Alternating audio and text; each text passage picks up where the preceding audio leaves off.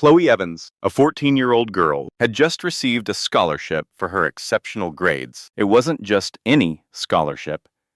It was a $5,000 check awarded for her commitment and hard work. This was her moment. She had always dreamed of managing her own financial matters, and today was the day she would walk into Oakwood Financial Bank and make her first solo deposit. Wearing her school uniform, a crisp blazer, skirt, and shiny loafers, Chloe approached the bank's counter, her heart pounding with excitement and nervousness. This was a milestone. She handed over the check to the teller, feeling proud and a bit unsure. But the moment Chloe's check was processed, she noticed a shift in the atmosphere. The teller, a young man named James, took the check, looked at it with an expression of disbelief, and then proceeded to scrutinize it as if it were a fake. "Are you sure this is real?" he asked, his tone suddenly changing. Chloe froze. She had expected a simple deposit, but instead, she was being treated with suspicion. Her anxiety spiked when the bank manager, Linda Brooks, appeared. Linda was a well-dressed woman in her early 40s, always exuding authority. Without even glancing at Chloe, Linda's eyes darted to the check, her lips curling into a dismissive smile. "You sure you should be here with a check like this?" she asked, louder than necessary. Chloe could feel the sting of judgment in Linda's words, her heart sinking. The whispers from the nearby customers began, and Chloe's cheeks flushed with embarrassment. She had worked so hard for this scholarship, yet here she was, being treated like a fraud. But the most surprising thing happened when Chloe's mother, Sarah Evans, a highly respected CEO of a financial firm, walked into the bank. Sarah's presence commanded attention. Calm, composed, and impeccably dressed. As soon as Sarah stepped through the doors, the atmosphere in the bank shifted. The tension that had built up in Chloe's body dissolved in an instant. Linda and James both froze when they saw Sarah approach Chloe. The receptionist, who had been busy earlier, now moved quickly toward Sarah, but she wasn't looking at her. Sarah, instead, turned to her daughter and asked, "Chloe, is everything all right?" When Sarah Evans walked into Oak Ridge Bank, the atmosphere instantly felt different to her. There was a tension in the air, and the cold, professional demeanor of the bank's staff was palpable. She noticed how everything seemed to be running smoothly, at least on the surface. But the moment she laid eyes on her daughter, Chloe, standing awkwardly in the corner, isolated and unapproached by anyone,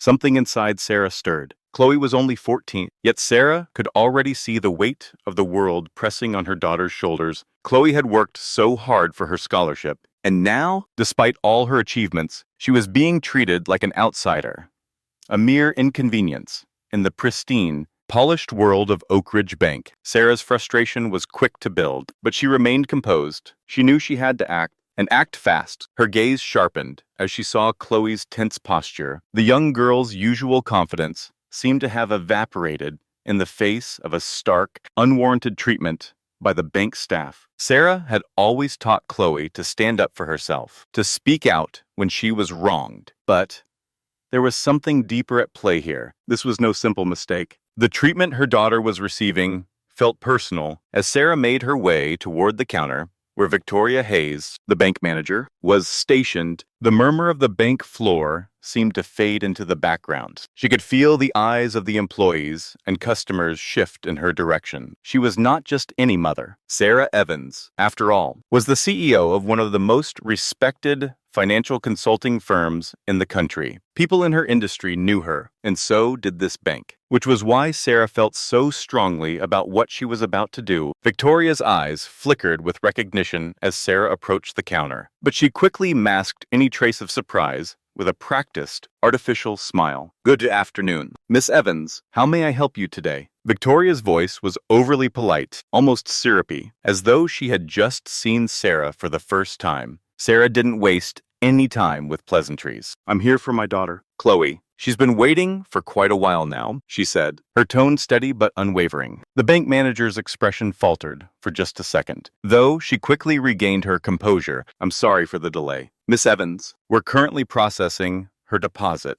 Victoria said smoothly. But there was something in her voice that didn't sit right with Sarah. Sarah glanced back at Chloe, who still stood in the corner, her head slightly bowed, clearly uncomfortable. Chloe had always been independent, always the one to take charge. But today, Sarah could see it in her daughter's eyes.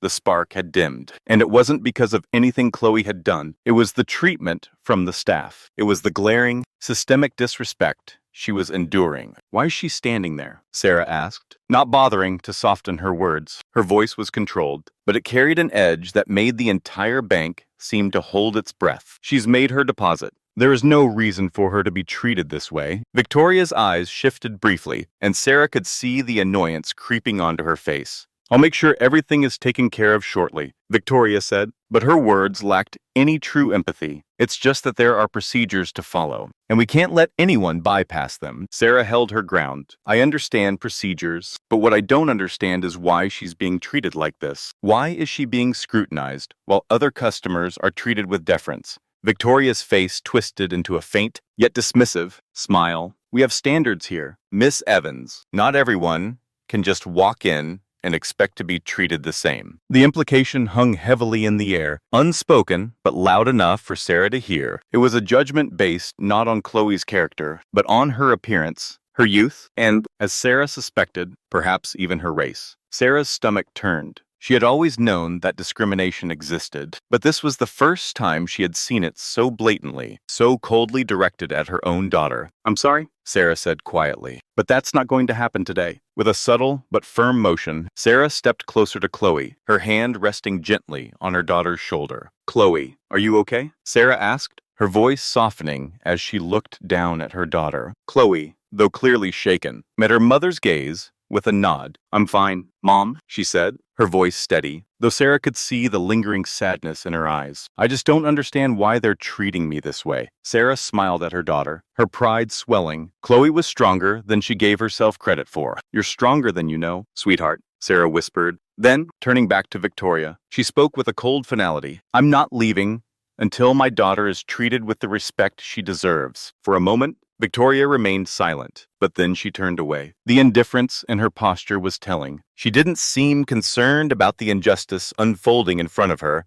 She was more concerned about getting Sarah to leave. "Do you know who I am?" Sarah asked, her tone clipped now. "I'm Sarah Evans, CEO of Evans Financial Consulting. I've been in this industry for decades, and here I have the power to make things very difficult for this bank. If you think you can get away with this kind of behavior, you're sorely mistaken." Victoria's expression faltered slightly, but she quickly regained her composure. "Miss Evans, I assure you, I had no intention of causing any offense. I'll make sure the situation is handled appropriately." "No," Sarah interjected firmly. "You're going to do more than that. I want to speak with your higher-ups. Right now."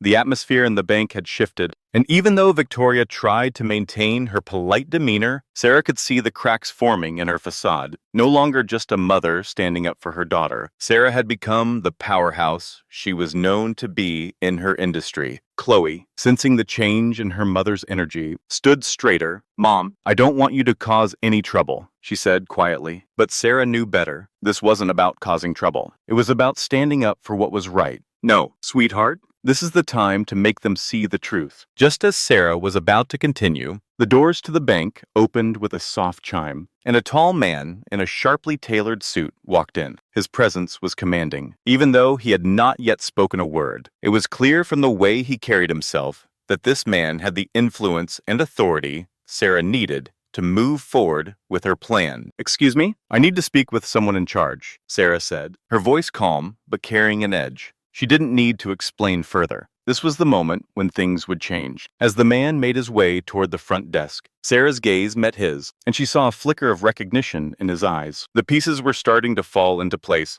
This would not end with a simple apology. Sarah was determined to make this right, not just for Chloe, but for anyone else who had been subjected to unfair treatment under the guise of professionalism. The tall man walked towards Sarah and Chloe with an air of authority that immediately commanded respect. He was impeccably dressed in a suit that seemed tailor-made to fit his strong, commanding presence. As he neared the front desk, Sarah could tell from his demeanor that this was no ordinary customer. He was someone with influence. Someone who could make a real difference. "Good afternoon." The man greeted Sarah with a firm handshake. "I'm Jackson Grant, Vice President of Customer Relations here at Oak Ridge Bank. How can I assist you today?" Sarah, maintaining her composed yet assertive posture, introduced herself with a quick nod. "I'm Sarah Evans, CEO of Evans Financial Consulting. And this is my daughter, Chloe. She paused, her gaze now focused and unwavering. We're here because of the mistreatment my daughter has experienced today. Jackson's face remained neutral, but there was a flicker of concern in his eyes. He could sense the gravity of the situation. I'm truly sorry to hear that. Miss Evans, please, let's go to my office so we can discuss this further, he suggested, motioning to a private area behind the counter. As they made their way to Jackson's office, Sarah couldn't help but feel a slight sense of relief. Finally, someone who understood the seriousness of the issue was taking the lead. But she knew that this wasn't going to be easy. It wasn't just about the disrespect her daughter had faced today. This was bigger than that. The discriminatory behavior she'd witnessed was a symptom of a larger, more deeply rooted problem. Once they entered the office, Jackson closed the door behind them, his demeanor shifting to a more personal tone. He gestured to the chairs. Please, take a seat. I want to ensure that your concerns are heard and addressed properly. Sarah sat down, her expression firm but calm. Chloe followed suit, her eyes wide, unsure of what was about to happen, but grateful for her mother's unwavering support. Thank you for taking the time to meet with us. Sarah began. I'm here, not just because of the way my daughter was treated, but because of what it represents. It's not just a one-off incident. It's a reflection of a systemic problem. We witnessed racial profiling and discrimination, something I'm sure you don't want to be associated with this bank. Jackson nodded, leaning forward slightly. I completely understand your frustration. Miss Evans, I want to assure you that this is something we take very seriously, and I personally guarantee that it will be addressed swiftly. Sarah glanced at Chloe, who was silently observing the conversation. This isn't just about a bad experience. Sarah continued, her voice growing more intense. It's about the subtle ways in which people of color, especially young people like Chloe, are treated differently in spaces like this. It's the assumption that because of how they look, they don't belong. That is what happened here today. Jackson listened carefully, absorbing every word. I agree, he said quietly. I think we need to dig deeper into what happened here. Just then, the door to Jackson's office opened, and Victoria Hayes, the bank manager, walked in. Her confident posture faltered when she saw who was in the room. Her eyes immediately flickered towards Sarah and Chloe before quickly returning to Jackson. Mr. Grant, I understand you wanted to speak with me, she asked, her voice much less sure than before. Victoria, Jackson said in a calm, measured tone, please have a seat. Miss Evans has some concerns she'd like to address. Victoria stiffened, her hands clasped in front of her as she cautiously took a seat at the table. She was clearly uncomfortable, but there was a flicker of defiance in her eyes. What seems to be the problem? She asked, her voice edged with irritation. Sarah met Victoria's gaze directly. The problem, Miss Hayes, is that you discriminated against my daughter, Chloe. You treated her as if she didn't belong here, based not on who she is, but on the way she looks. You humiliated her in front of other customers, assuming she couldn't possibly have earned the scholarship check she was trying to deposit. You didn't give her the respect she deserved. Victoria shifted uncomfortably in her chair, but said nothing. Sarah pressed on. I watched you dismiss a customer with a thick accent, treat him with indifference, and then, moments later, smile and greet a white couple with warmth and enthusiasm. That isn't just bad customer service.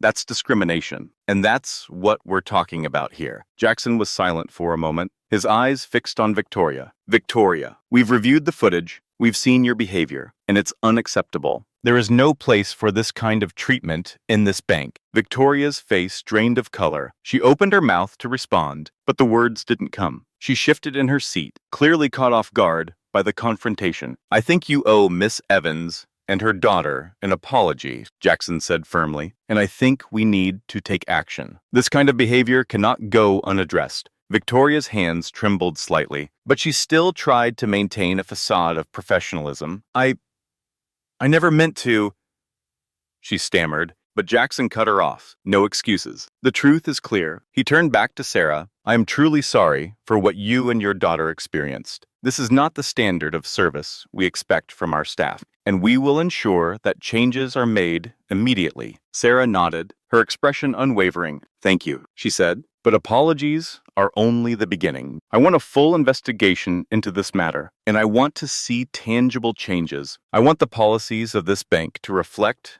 the values we stand for as a society.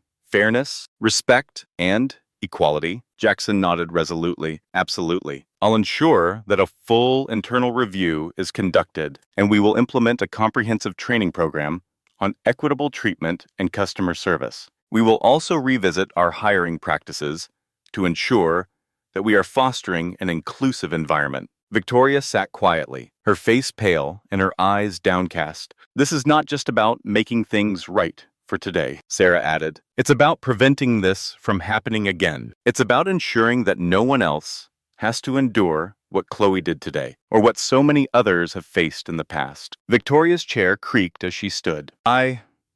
I'll leave you to discuss the next steps. She turned quickly, avoiding eye contact, and left the office, her departure marked by an air of finality. As the door clicked shut, Jackson looked at Sarah and Chloe. Thank you again for bringing this to my attention, he said. We will fix this. Chloe, who had been quiet throughout the exchange, looked at her mother with newfound admiration. You handled that so well, Mom. Sarah smiled gently at her daughter. You were the one who gave me the courage, sweetheart. You were the one who stood tall. This is your victory. 2. Jackson stood up, signaling the end of the meeting. I'll get to work on the necessary changes right away. Please, don't hesitate to reach out if you need anything further. As they walked out of Jackson's office, Sarah felt a sense of relief settle over her. The battle wasn't over, but today they had made progress. Today, they had taken a stand. The next few weeks saw significant changes at Oak Ridge Bank. The internal investigation uncovered more than just the discriminatory treatment of Sarah's daughter.